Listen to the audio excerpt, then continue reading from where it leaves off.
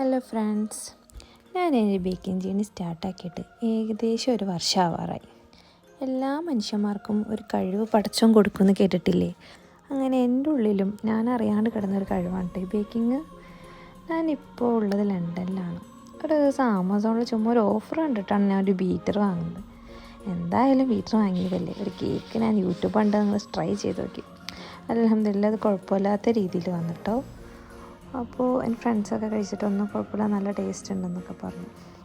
അപ്പോൾ പിന്നെ ജസ്റ്റ് അടുത്ത ദിവസമായപ്പോൾ ഞാൻ ക്രീം വെച്ചുണ്ടാക്കി നോക്കി, അതും കുഴപ്പമില്ലായിരുന്നു.